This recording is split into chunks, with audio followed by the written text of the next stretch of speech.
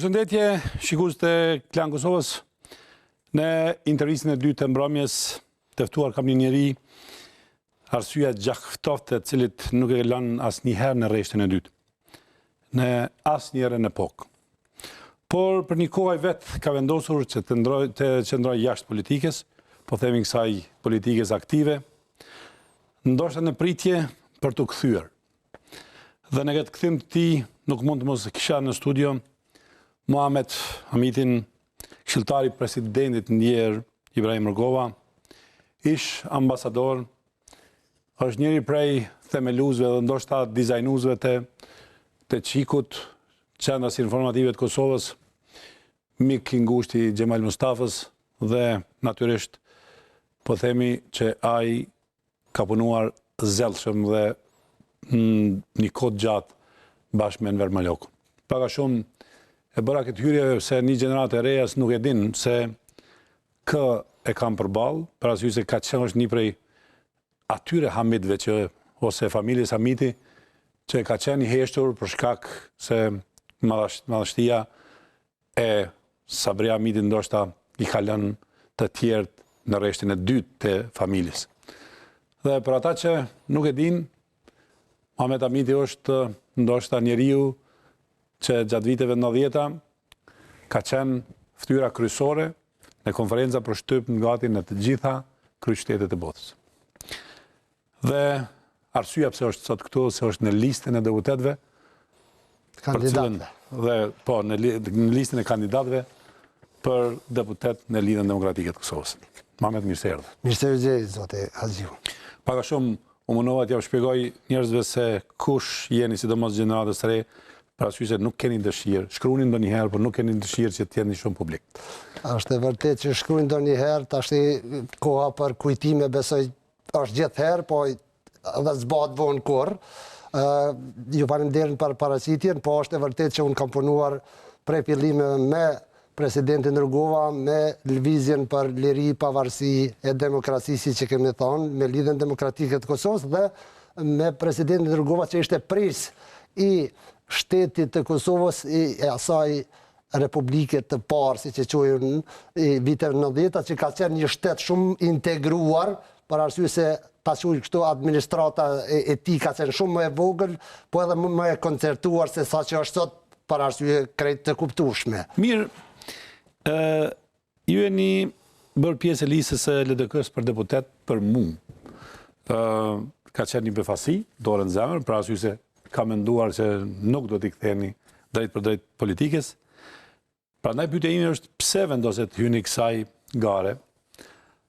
A mund të themi se ky vendim ju e lidhet me vazhdimsinë e trashëgimisë së familjes Hamiti, për arsye se vetë Sabri Hamiti tha që unë nuk dua të jem më pjesë e politikës, dhe apo ishte një dëshirë juaj?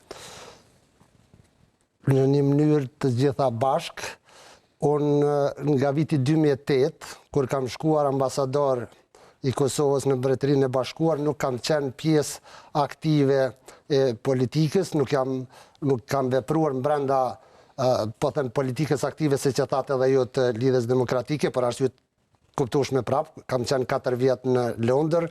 Mbas kthimit nga Londra, kam bërë punën që bëj edhe sot profesorit të letërsisë, sepse unë kam punuar edhe në vitet e 90-ta, edhe ma vonë, edhe profesor, edhe punët e tjera që janë lidhur me këtë veprimtarinë edhe politike, edhe të informimit që e përmendet ju. E ma vonë jam kthyer dhe kam bërë punën e profesorit, kam shkruar libra dhe botuar libra, një prej këtyre librave që kam botuar quhet Besimi letrar. Jam i lidhur me besimin në këtë lidhje demokratike, formacionit të parë jo komunist, unë do të thosha antikomunist në botën shqiptare pas luftës së dytë botërore, formacionit që rreth strumbullarit të cilit u ndërtua shteti i Kosovës i vitet të 90-ta, që ishte poshtu bazamentin mbi të cilin u bë ky shtet që kemi sot, Republika e Kosovës, e shpallur në vitin 2008. Domthonë, kisha bërë këtë pauzë dhe si vjet më herët, s'është e thonë që ju edhe gazetarët ta kishin këtë informacion, kam marrë pjesë në zgjedhjet brenda Lidhjes Demokratike. Lidhja Demokratike është forca ma demokratike në Kosovë, bën zgjedhje që jo të gjithë dhe ju duken më të mirat, po janë megjithatë më të mirat, dhe aty kam hyrë dhe kam marrë edhe ta them detyrën e antarit ose vendin në Këshillin e Përgjithshëm të LDK-së, që është një organ shumë i rëndësishëm ekzekutiv i partisë. Është hera tretë që bëm antar i Këshillit të Përgjithshëm. Kam qenë antar i Këshillit të Përgjithshëm edhe në kohën kur lideri i partisë ka qenë presidenti Rugova, domethënë në vitin 2002, pastaj në vitin 2006 kur ishte kryetari i LDK-së Besëlidhja, më vonë edhe president, dhe tash për së treti. Jam kthyer sepse besoj që edhe Lidhja Demokratike... Do t'i bëj një 2 pyetje të cilat kanë të bëjnë me kthimin tuaj. E para ka të bëj me një histori personale me personazhet që ju përmenda, Enver Malokun, pastaj gjeneratën e Qikut, e cila ka qenë një prej gjeneratave, po themi kështu, që ka rrezikuar mas shumti, ata të cilët kanë punuar me shkronja në Kosovë. Dikush më thotë që një prej arsyeve që konkuronin për deputet është për t'i kujtuar edhe ata që kanë qenë me ju, ose ju keni qenë me ta në një kohë të vështirë. Kemi qenë shumë njerëz që kemi punuar në atë organizim shtet formues, po e quaj unë, në atë lëvizje të rezistencës dhe të shtetit, sepse Lidhja Demokratike së pari, pastaj edhe shteti ynë ka qenë pushtet për shqiptarët dhe opozit ndaj pushtimit të servisë. Një farë dualizmi interesant. Po, janë njerëz këta që i përmendet, zoti Maloku, Mustafa, bashkëpunëtor të afërt të Rrugovës, janë njerëz që kanë punuar në Qendrën për Informim të Kosovës, siç kanë punuar edhe unë, dhe kemi punuar ngushtë dhe afër për çdo ditë edhe me presidentin Rrugova në rolet tona. Gjemal Mustafa si zëdhënës, atëherë pas Gjemal Mustafa zëdhënës si presidentit Ibrahim Rrugova jam pas bërë unë në vitin 2002, masi u zgjodh president. Domethënë janë figura të rëndësishme të mendimit politik, po e quaj demokratik, të shqiptar të vitet 90-ta, Enver Maloku, një shkrimtar politik në kuptimin më të mirë të fjalës, dhe një njeri që ka punuar shumë duke pasur udhëhequr në pjesën më të madhe të kohës Qendrës për Informim të Kosovës, ndërsa Mustafa njeriu që ka qenë zëdhënës i Rrugovës dhe ka punuar së bashku me ne.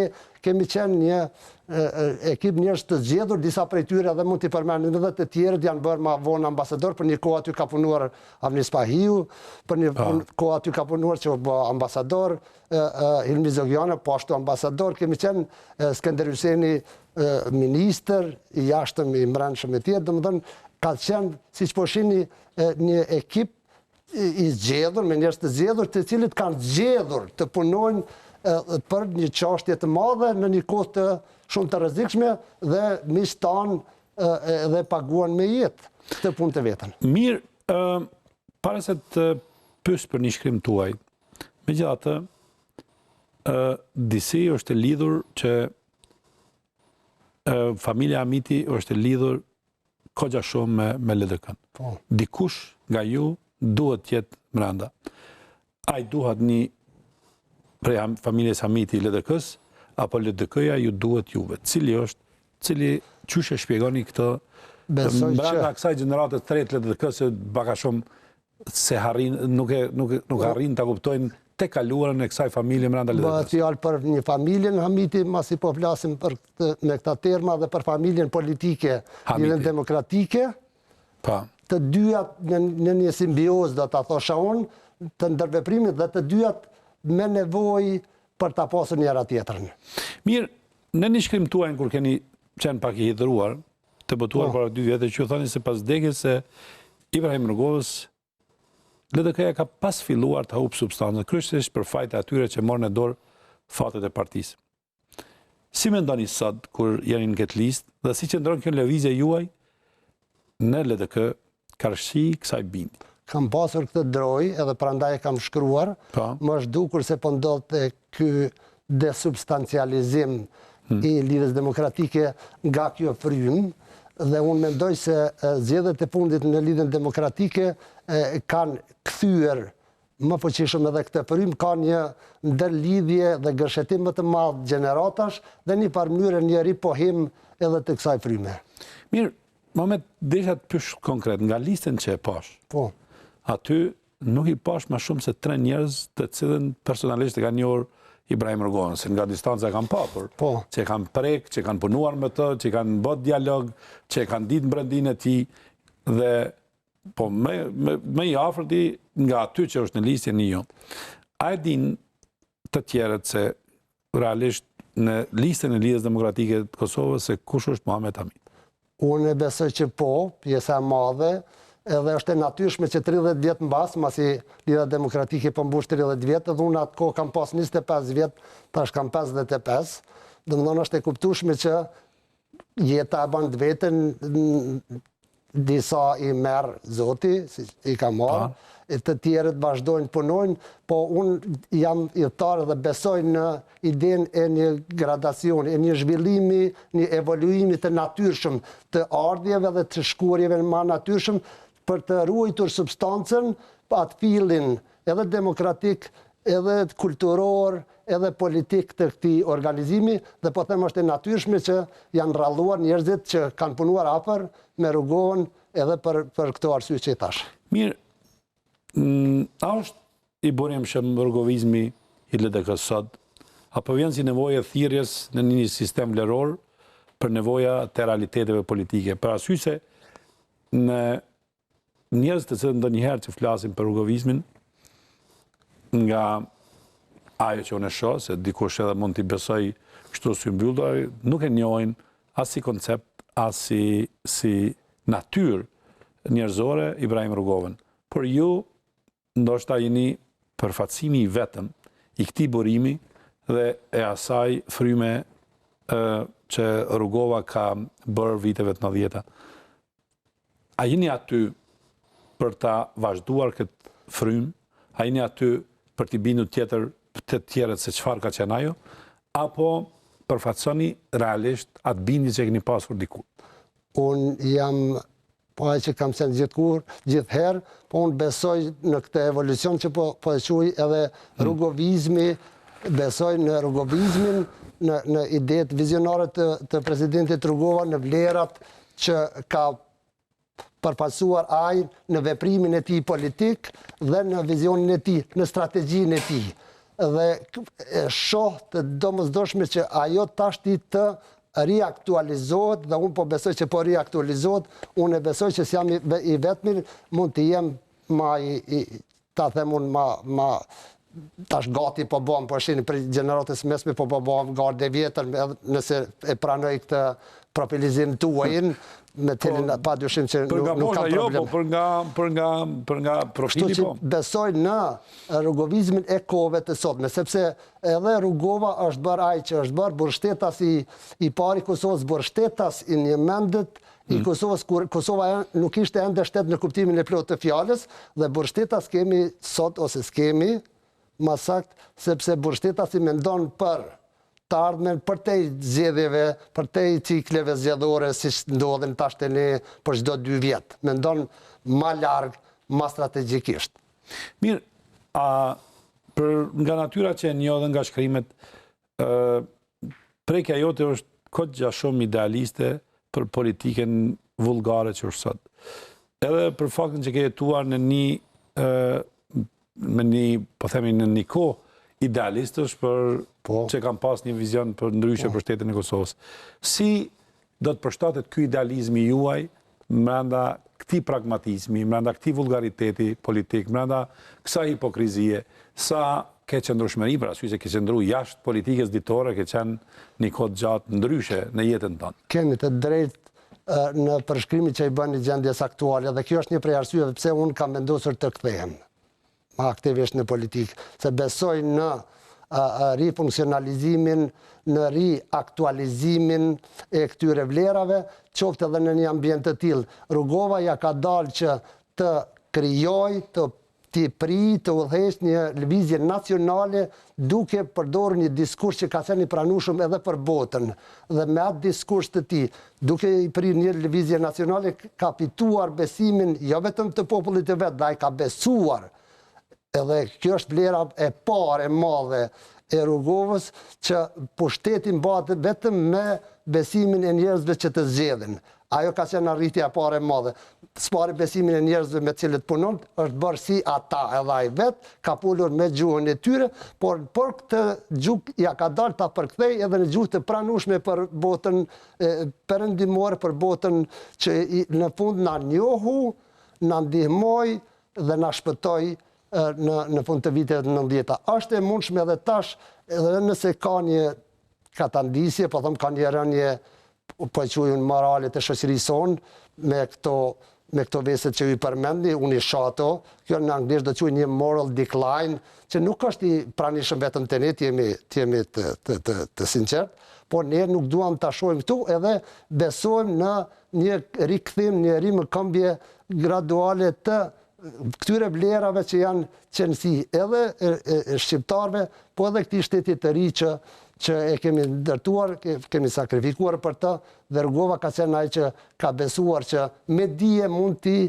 prapsojmë psimet, ose të mësojmë prej psimeve për herat të tjera. Mirë, megjithatë do t'ju pyes direkt diçka para se të flasim për zgjedhjet, ndjeshmërinë që ka pas presidenti ndaj Shteteve të Bashkuara të Amerikës, dhe ka qenë një prej atyre që nuk ka qenë i luhatër dhe gjithmonë ka thënë po, dhe ka pas një marrëdhënie të jashtëzakonshme. Vërtet. Dhe duke qenë tash pjesë e politikës, ju do të ballafaqoni me ndërgjegjen e politikanëve dhe të politikës tonë që mund të thonë edhe jo, mund të edhe mohojnë gjëra. Si do të jeton Muhamet Hamiti të periudhës e vet afër Rrugovës, kur ka qenë shumë afër Shteteve të Bashkuara të Amerikës, dhe tash kur gjërat kanë ndryshuar? Gjërat kanë ndryshuar për të keq, kemi të drejtë. Rrugova ka qenë njeri që ka besuar në Shtetet e Bashkuara të Amerikës, por nuk ka thënë gjithherë po, as atyre. Lejoni ta shpjegoj. Gjatë viteve 90, siç e dini ju vetë, zoti Aziu, sepse keni qenë pjesëmarrës edhe jetës shoqërore dhe mediale të asaj kohe, indirekte edhe politike, Shtetet e Bashkuara të Amerikës kanë pasur ndrim pjesën më të madhe të viteve 90 për rikthim të autonomisë. Presidenti Rrugova ja ka dalë të punojë me ta, të fitojë simpatinë e tyre, për krahjen e tyre duke thonë jo rikthimit të autonomisë, po pavarësisë, madje pavarësi të Kosovës, të cilën ai e çunte, dhe vetëm ai mund ta çunte, me gjuhën e vet, me qëndrimin e vet të butë dhe mendoj me gjuhën e vet të butë dhe qëndrimin e fortë, të hapur ndaj Shqipërisë dhe Serbisë, po si kompromis, sepse idealiteti i shqiptarëve ka qenë bashkimi i shqiptarëve, ndërsa kompromisi i shqiptarëve është pavarësia e Kosovës. Ju e dini si është dukur në veshte ndërkombëtarëve në vitet 90, në kohën kur ne kemi qenë të pambrojtur, tu thoshe atyre se ne duam pavarësinë dhe se ky është kompromis yni. Po, qëllimi ka qenë që s'na kanë marrë seriozisht, ma vonë fillun të pajtohen, ma vonë për krahën, kështu ka qenë hierarkia.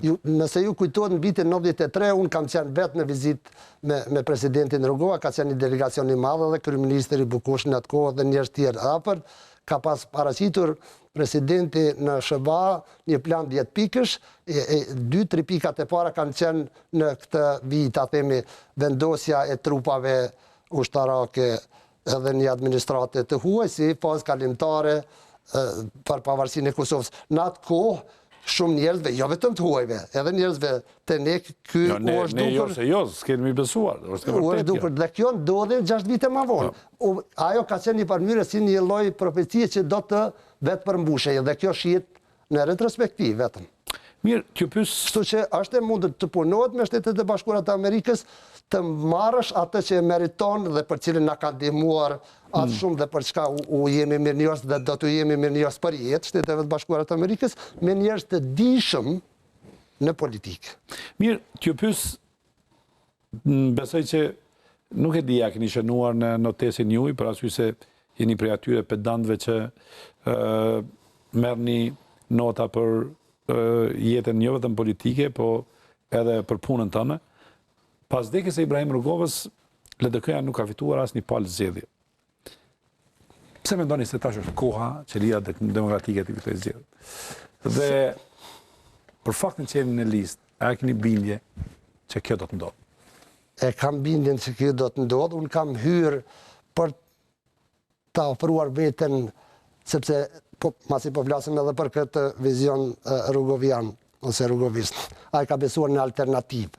Ti jep alternativat, i shoshit ato, njerëzit kanë mundësi të zgjedhin mes tyre dhe duke marrë besimin e atyre që të ushtrosh atë pushtet që mund të marrësh në këtë rast përfaqësues në Kuvendin e Kosovës, një të them institucion shumë i rëndësishëm. Cilësia e përfaqësuesve të Kosovës në Kuvendin e Kosovës ka qenë në rënje prej vitit 92. Po të shihni listat, po të shihni deputetët, jo listat e kandidatëve si që jemi në tash, po të deputetëve që janë zgjedhur, të jeni të sigurt tash që lista vitit 1992 është më e mira.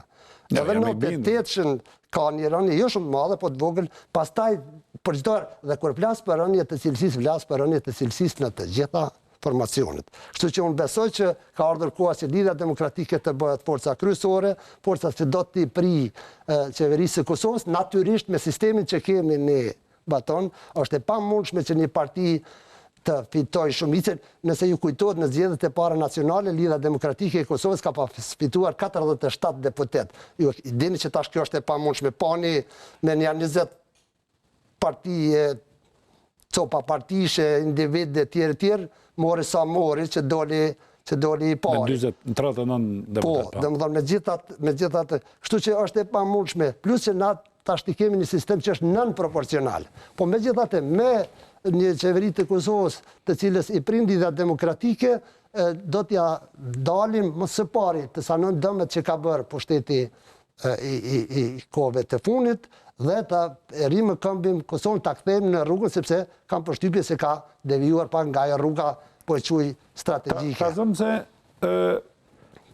nga pas kthimit nga Londra, ju e pa të bërë një shkrim, por pse mendoni që kjo lidhje demokratike është ndryshe?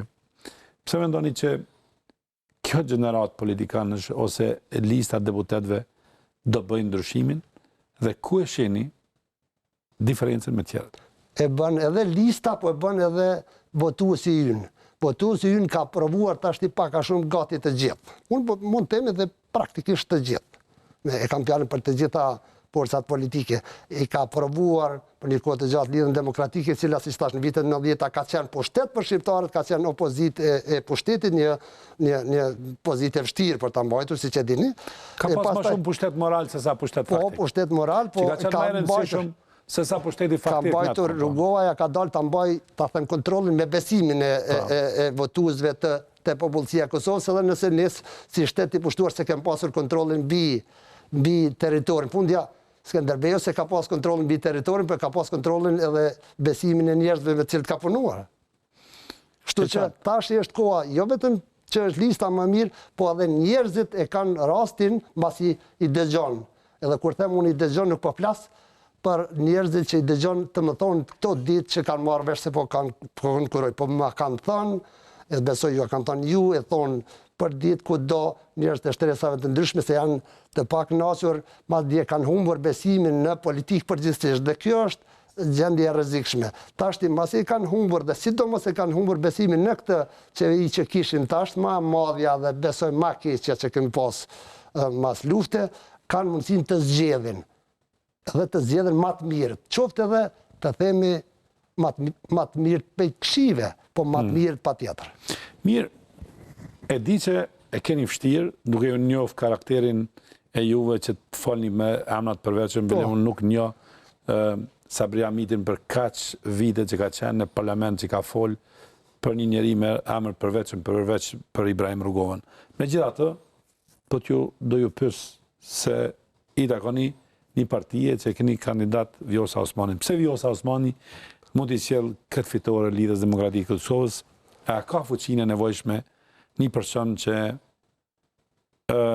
nuk drejton partinë që t'i fitojë zgjedhjet e Lidhjes Demokratike? Lidhja Demokratike ka pasur një pres të madh, siç ka qenë Rrugova, ka pas udhëhec partijak, pastaj Fatmir Sejdin poshtë president, Isa Mustafën një kohë kryeministër, domethënë njerëz që kanë edhe përgatitje tyre të larta profesionale edhe integritet personal tash i kemi një përfaqësuese që është më re, me cilën unë kam punuar në zyrën e presidentit Sejdiu, se ka qenë edhe ajo këshilltare, ma vonë deputete. Fuqia e saj bëron edhe nga fuqia e organizimit të lidhjes demokratike. Fuqia e saj dhe besimi i madh të njerëzit, ju e dëgjoni këtë besim, e kam dëgjuar vetë prapë edhe për njerëzve që s'janë të lidhjes demokratike. U krijuar një frym, t'ju them të drejtën, sa që edhe po të mos isha në lidhjen demokratike, do të besoja që ajo do të duhet të bëj kandidate për kryeministe, sepse u krijua fryma që ajo sjell këtë mundësi për të themi për t'i prirë një aksioni politik për të arrijë në këmbër Kosovën. Po kjo është e mundshme vetëm në këtë lloj bashkëdyzimi të fuqisë së madhe organizative, të besimit që ka elektoratit e lidhja demokratike, natyrisht edhe të kandidatët e zgjedhur. Janë 110 zgjedhësit, jam i sigurt, ata që janë më së afër me lidhjen demokratike, kanë mundësi të gjejnë 2, 3, 4 deri në 5 emra. Lidhje të veçantë ka pas Ibrahim Rugova me po themi femrat politikane. Ai ka pas respekt, ju ka dhënë hapësirë. Dhe lidhja demokratike për një kohë ka qenë bukur larg. Femrës e fuqishme brenda saj. Vjosa Osmani është një rikthim i një femre brenda lidhjes demokratike. A besoni që është momenti?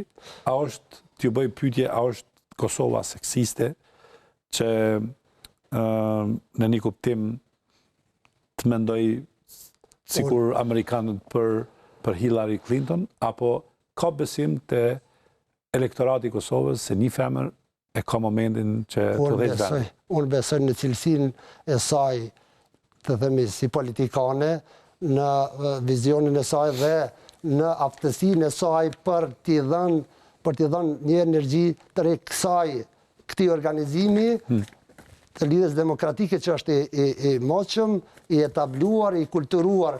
Unë besoj më shumë në cilësinë e kandidatit apo kandidates se sa në faktin nëse është grua apo është burr.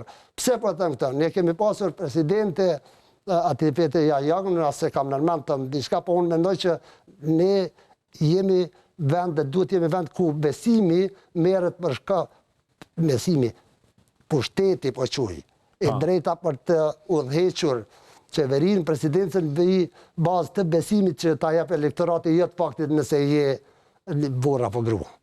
Mirë, atëherë po hyjmë te një gjë që unë nuk e di sa keni biseduar në Këshillin e Përgjithshëm, cilat janë kornizat e bashkëpunimit të LDK-s me tjerët? Ku e keni vendos kriterin e bashkëpunimit me që më herët përmende se sistemi zgjedhor ti limiton disa gjëra dhe do zgjedhësh edhe atë që nuk e ke dëshirë. Patjetër. Por ma thuj, cilat sipas Muhamet Hamitit, nëse mund të flasësh në veten e parë, po në emër të lidhjes demokratike, cilat janë pikat e bashkëpunimit dhe me kë? Unë e di që edhe besoj është bërë publike që qëndrimi i lidhjes demokratike tashti është që të mos bëhet koalicion me Partinë Demokratike të Kosovës, të tjerët si rrjedhoj dhe si konkluzion logjik besin në lojë. Ne besojmë se lidhja demokratike do të dalë forca kryesore dhe pastaj do të ulemi me forcat që dalin me bazë të fuqisë që marrin prej elektoratit dhe të shohim se me cilën do të mund të krijojmë qeveri, dhe unë besoj tash duhet të flas në emërtimin, sidomos tani ne kemi nevojë për një qeveri me shumicë shqiptare. Që i bjes, që është vështirë, mund ne si dim rezultatet, zotë Aziu. Mund të ndodhë se duhet bëhet më shumë se me një parti, koalicion mazgjidhe, dhe ajo që e ka veçuar lidhjen demokratike, sidomos lidhjen demokratike të kohës së Rrugovës, ka qenë toleranca ndaj të tjerë, bashkëpunimi edhe me ata që s'mendojnë si ti, kompromisi ta quajmë në kuptimin e mirë të fjalës, sepse kompromisi nganjëherë edhe ka kuptim të keq. Kompromisi dhe komprometimi janë si hapur edhe për terronia fjalës. Po domethënë kompromis dhe sidomos themi gjetje e një përbashkimi rreth kësaj vijës kryesore drejt cilës duhet të shkoj vendi ynë, të cilin e kemi shmangur pak. Me Partinë Demokratike keni mosbesim. Po. Me vetëvendosin keni dallim serioz. Është e vërtet. Në mes të mosbesimit edhe dallimit serioz, nëse fitoni me kënd do... Unë s'do doja tash hipotetikisht të them me kënd, sepse fundja po t'i shihni. Tash s'poluje rolin e njëri që don të largohet prej... përgjigjes, po. Jo, po t'i shihni fjalët para zgjedhore në këto sa po zgjedhje kishin deri tash dhe rezultatet dhe qeveritë që janë formuar ka pas shmangje të mëdha. Unë prandaj nuk kam qef të flas shumë për këtë punë, unë dua të shoh një qeveri me shumicë shqiptare të udhëhequr nga Lidhja Demokratike, ndërsa për PDK-n ka arsye unë ta them kjo s'është personale, se s'kam asnjë arsye, po kur në 2014 u bë kjo qeveria me PDK-n, unë kam pas shkruar para se të bëj, kjo kam pas thënë që është zgjidhje keqe, bile kam pas shkruar pak me djallin që është një figurë natyrisht në këtë rast, sepse edhe ashtu doli. Nuk e mbajtën fjalën, dolën të pabesueshëm edhe krijuan një qeveri të keqe, bën nepotizmi, korrupsioni, janë simbiozë e pushtetit të Partisë Demokratike. Mirë, e di se çdo pushtet që nga viti 2001 është i nveshur pak me korrupsion. Po. Ju personalisht keni një distancë nga kjo fjalë dhe nga ky veprim edhe për shumë arsye. Por e gjithë gjuha është e partije politike kundër korrupsion. Po.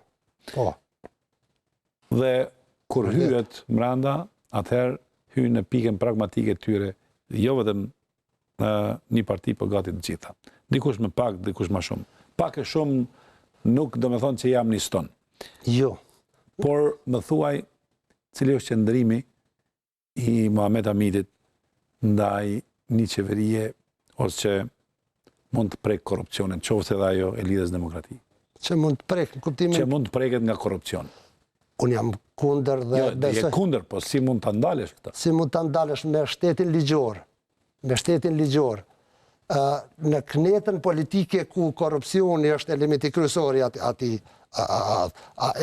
është gati pa mundshëm që të mos preken gjithë nga pak, edhe kur ka të një qeveri koalicioni. Po të shihet kjo qeveria 2014, të cilën siç e thash unë se kam dashur të tillë menoj në atë përbamje, megjithatë në udhëheqjen e Isa Mustafas me ministrit që ka udhëhequr Lidhja Demokratike, përgjithsisht Lidhja Demokratike ndonë se s'ka pas shumicën, natyrisht, ka pasur një mënyrë, ka qenë një forcë moderatore, ka pas ma pak korrupsion. Në atë kohë kur s'ka qenë Lidhja Demokratike fare në pushtet, ka qenë ma keq, sepse ka munguar qoftë edhe një forcë moderatore, në diçka që ka pas ma pak checks and balances. Në shoqëri demokratike, kudo, në Perëndim, në SBA, në Angli, ajo që mban shtetin edhe që nuk e lë shtetin të dështoj është ekzistenca e asaj që quhet checks and balances, që është një balancim i pushteteve.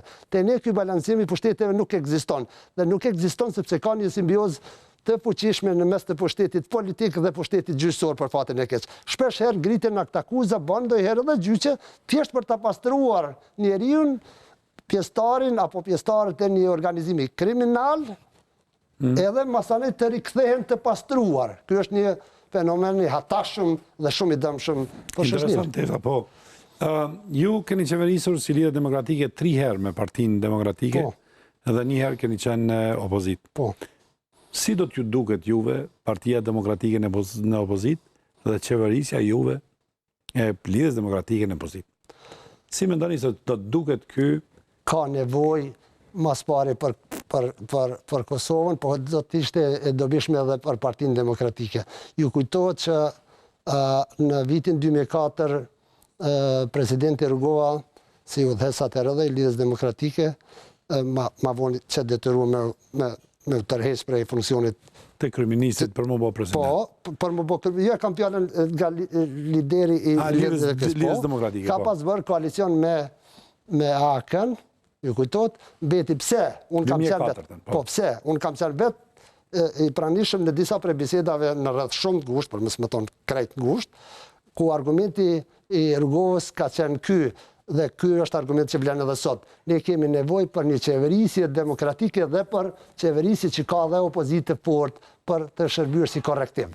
Le të jetë Partia Demokratike në opozit, edhe për të mirën e Kosovës, po edhe për të mirën e Partisë Demokratike, ajo pastaj të kaloj një kohë në opozit për të rigjeneruar si forcë ma demokratike, potencialisht për të kthyer mas një kohë në pushtet, nëse ja del. Po kthejmë në fahun tënë, kjo qeveri besoj edhe ju e dini se do të është qeveria e dialogut për ta përfunduar marrëveshjen me Serbinë. Muhamet, ju në Rambuje dhe në Vjen keni qenë bashkë. Tani përpara ka një proces tjetër, po aq më rëndësi.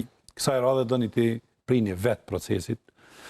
A do të marrë LDK-ja barën e pëllmbyrjes së problemet me Serbinë. Dhe nëse keni qenë deri me tash me Partinë Demokratike në gjitha proceset, atëherë me UÇK-n, pastaj ne Vjen me PDK-n, si ka mënyra për ta përfshirë edhe opozitën në këtë punë. Ju e dini, ka qenë ekipi unitetit, tash po them që kemi nevojë për ekipi unitetit, sepse kemi qeverinë, atëherë ka qenë, Kosova ka qenë nën administrim të OKB-s, një farë mënyre jo shtet në kuptimin e plot fjalës, tash ti kemi qeveri, po ka mënyra për ta përfshirë edhe opozitën në këtë proces.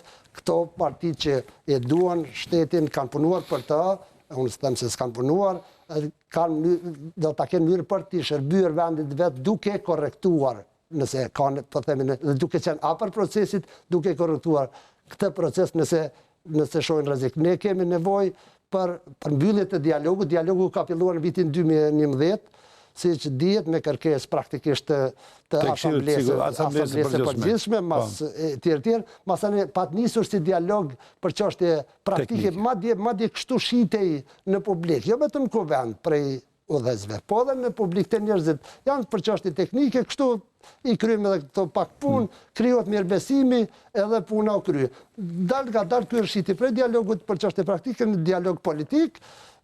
Me kjo marrëveshje aprilit të 2013-s, ai dokumentin ndërmjet i 2015-s për asociacionin, edhe marrëveshjet të tjera, një pjesë e cilave zbatohen, një pjesë e madhe nuk zbatohen, ose zbatohen pjesërisht, dhe kemi ardhur tash ka një vit e sa në periudhë kur flitet për zgjidhje përfundimtare obligative ndërmjet dyja vendeve. Ka pas nisur ky dialog, pse po them, madje ju e shihni, po ta shihni atë marrëveshjen e 2013-s, as që përmendën Kosova-Serbia në atë dokument në titull atje. Për një kohë të gjatë, për shkak të mosnjohjes së 5 vendeve të BE-s, atyre është bërë koncesion i madh, është folur për dialog mes Prishtinës, Beogradit e Prishtinës. Tash bile ka një përparim se flitet për dialog mes Kosovës dhe Serbisë, edhe këtu ka një përparim, edhe në qendrimin amerikan në kuptim të asaj që kërkohet marrëveshjes përfundimtare dhe marrëveshjes përfundimtare me njohje të ndërsjellta të dyja vendeve.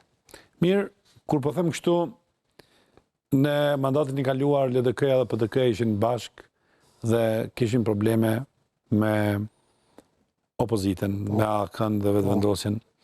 Nëse Lidhja Demokratike hyn në koalicion me AK-n dhe me vetëvendosjen, çfarë ndo?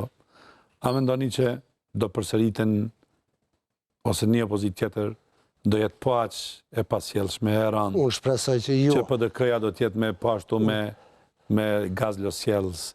Pra se LDK-ja ka qenë në një farë mënyrë konstruktive përveç një grupi deputetëve që ka nuk votuar për demarkacionin. A mendoni një opozit tashpër, po ashtë talpë sa ishte VV-ja dhe AK-ja? Nuk e besoj edhe pse s'duhet ju jap nota, unë jam profesor, po s'po duhet ju jap tash nota edhe as partive në këtë kuptim. Unë e besoj që Partia Demokratike duke pas qenë, siç e thatë edhe ju, pjesë e proceseve të rëndësishme në dialogun që ka quar, në procesin që ka quar në shpalljen e shtetit Kosovës edhe të tjera, do të jetë parti më e përgjithshme, po them, duke pas qenë pjesë e këtij dhe parti që krenohet me këtë punë dhe natyrisht që dhe me të drejtë rolin e madh të Lidhjes Demokratike si partia e parë shtetformuese e Kosovës. Kështu që besoj që ata e njohin, ndërsa për AK-n që përmendën, megjithatë një farë note po më duhet ta jap, ata kanë pas bërë ka uzë, që shihet ashtë ne kemi ditë edhe atëherë, ne kur po them unë s'kam qenë në funksionin në LDK, po edhe si qytetari i Kosovës, që ata kishin ka uzë thjesht për ta marrë pushtetin. E bën me një agresivitet të paparë këtë punë bashkë me vetëvendosjen dhe në fund e punën me përmbys edhe me listën sërbe. Po, ju me dikët, ju tha që... Nuk thash që ju. Ju tha që me dikët do bërë një djatë për koalicion. Është i pa evitueshëm, realiteti i jetës sonë dhe sistemi zgjedhor dhe ky lloj fragmentarizimi i skenës. Ju dini, Lidhja Demokratike ka qenë parti e madhe dhe bizotruese në vitin 90, pastaj madje kundër ta them mendimit të shumë njerëzve pas luftës u rikthye fuqishëm. Sepse edhe vetë Rugova ka qenë ky autoritet i madh, presi dashur, edhe për krahun ma vonë i kontestuam ka fundi vitin 90 dhe i rikthyem në vitin 2000. Po, edhe ky u pa dhe me rezultate Lidhjes Demokratike. Ta them, ai coptimi i Lidhjes Demokratike 2006 dhe proceset e matejshme të fragmentarizimit të skenës sonë kanë sjellë në këtë situatë kur ju e keni edhe vetë, besoj në fjallur 4 partitë e mëdha ose 4 grupimet e mëdha. Si t'jen 4 dhe s'mund jenë shumë mëdha. E vërtet. Masane i përmendet edhe 5 aty kjo nismës me tyre, domethënë po të bësh një kalkulim shumë të vogël të këto 4 të bashkë me nismën dikun më rritë 87-8, hajde 90%. Domethënë ka një fragmentaritet, kështu që është i pa evitueshëm. Ky sistem ynë që nuk është i mirë, është sistem i keq. Edhe praktikisht vështirë i ndërrueshëm, e kam fjalën për sistemin elektoral, e bën të domosdoshëm këtë lloj bashkëpunimi dhe unë mendoj se Lidhja Demokratike si parti është më e përgatitur atë punoj me të tjerët edhe me ata që kanë dallime, që edhe ka provu, për po të jetë strumbullari i këtij procesi. Që pyes konkretisht për veten. Nëse fiton Lidhja Demokratike, a do të synoni postë severitoare? Unë parapëlqej, edhe pse se kam provuar, po mendoj që në këtë fazë unë kam hyrë me idenë dhe me besimin që do të fitoj besimin e qytetarëve për të qenë përpasues i tyre në kuvend. Dhe i bie që do të jesh në Komisionin për Politikë Jashtë. Do të kisha dashur të jem aty ose edhe në Komisionin për Arsim, por për politikë të jashtme pose punë. Mirë, pyetja ime fundit, Muhamet, është ku janë vijat e kuqe nga përvoja diplomatike, nga afërsitë, nga presioni ndërkombëtar që i keni pas gjithkohën, e njini gjuhën, e njini ku është fuqia e fjalës, ku është fundi i pafuqisë, i njini gjitha këto. Te ky fundi i pafuqisë, kur je karshia Amerikanëve dhe Evropës, kur vendoset për një çështje, ku është vija kuqe që do duhet ta kishte Lidhja Demokratike nëse u dhesh dialog? Unë nuk parapërqej të flas për vijat kuqe, unë e di që Lidhja Demokratike beson në shtetin e pavarur të Kosovës, në rrimë kambjen e tij, në shtet pavarur në kufit aktual dhe shtet sovraniteti i cili nuk do të hollohet tutje me kompromise dhe koncesionet e tjera nga njerë po quhen të dhimbshme. Koncesionet të mëdha kemi bërë me Ahtisarin. I kemi pas bërë atëherë sepse ju e dini edhe vetë, e donim pavarësinë dhe Ahtisari ka qenë koncesioni i madh i yni për ta marrë të drejtën për ta shpallur pavarësinë. Mirë po, ka Ahtisari sjell Kosovën në gati, jo krejt, po gati në buzë të disfunksionalitetit. Nëse në emër të nevojës për si splitet ndonjëherë zgjidhje kreative tjera, duhet të bëjmë lëshime të treja që të vësojmë këtë sovranitet sidomos nëse duhet të bëjmë aventurat e tjera me kufirin, atëherë ne rrezikojmë shtetin. Faleminderit, ju uroj sukses në garën për deputet, vetëm nuk ma thatë cili numër jeni. 23. Se djana lejohet para zgjedhjeve me thonë, po 23. Nuk e di unë ju pyeta dhe kam drejt pyetjen e gazetar. Faleminderit, Muhamet. Me ndërqofshin, faleminderit që më ftuat.